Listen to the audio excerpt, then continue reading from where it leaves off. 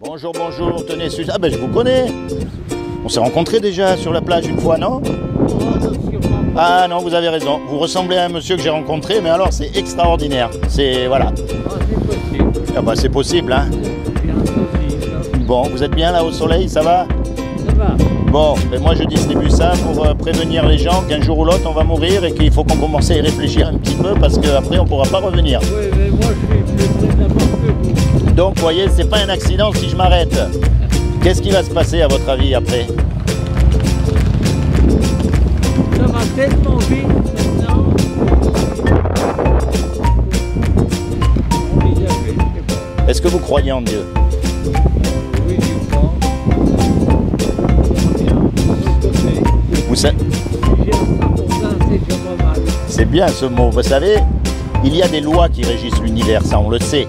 Les lois mathématiques, les lois physiques, il y a des tas de lois. Vous prenez une tomate ici, vous ne pouvez pas la planter au pôle Nord.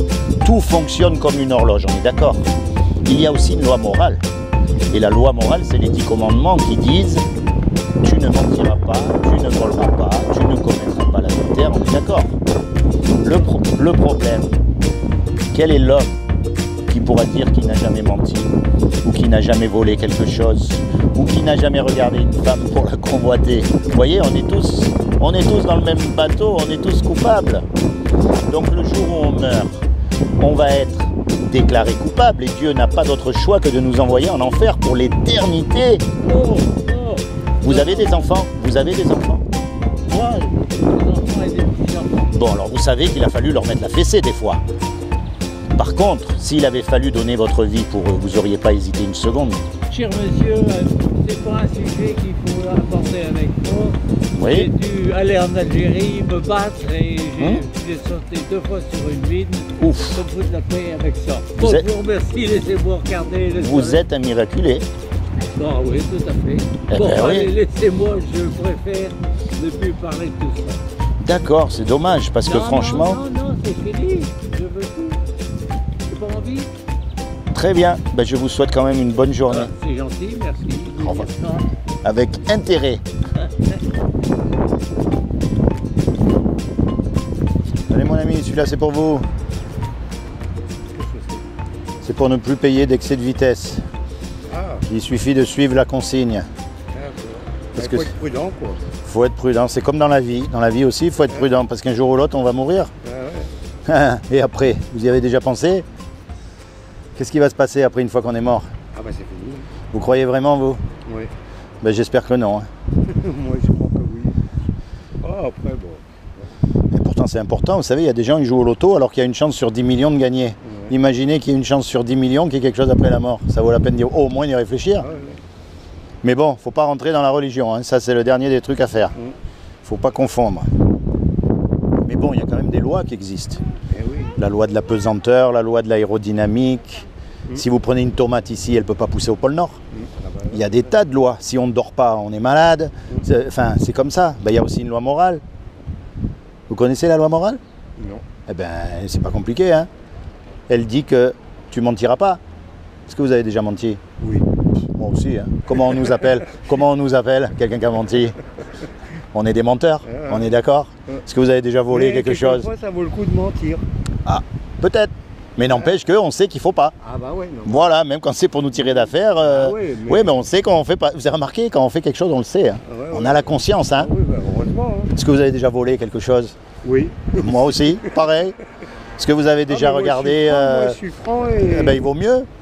et puis c'est la vie.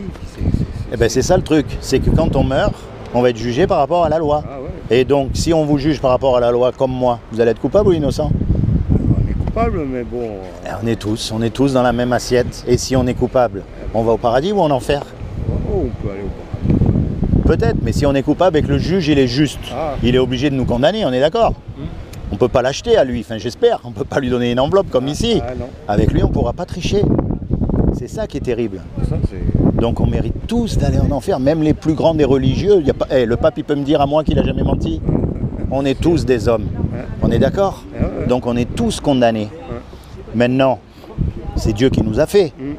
Donc quand on fait quelque chose, on aime ce qu'on fait. Donc Dieu, il aime sa création, il nous aime, mais on est coupable.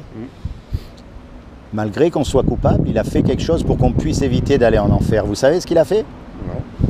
C'est ça qu'il faut savoir justement. Pour nous éviter d'aller en enfer à tous, il a envoyé son Fils Jésus.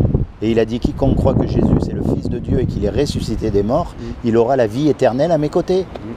Maintenant, ce n'est pas le petit Jésus qui est sur la croix pendu dans les églises catholiques. Hein. Moi, je parle du vrai Jésus, hein. Celui qui est vivant. Et puis, il y a une clé là-dedans. La clé, c'est la repentance. Vous savez ce que ça veut dire, la repentance? Se repentir, c'est de changer de direction. D'arrêter de voler, d'arrêter de mentir. Bon, ça, on le sait. De toute façon, avec l'âge, on s'arrête. Ouais, voilà. De toute façon, on s'arrête. Mais la clé, moi, je crois, c'est vraiment de penser à Dieu et de lui parler. Quand on est tout seul, on lui parle et on lui pose. Mais vraiment, on lui dit vraiment ce qu'on ressent. Je suis en colère, je suis pas content, je crois pas, je veux pas te voir. Mais vraiment d'être sincère avec lui. Vous filmez là avec ça? Toujours. Comme ça, on peut pas me reprocher de faire des choses qu'il faut pas faire.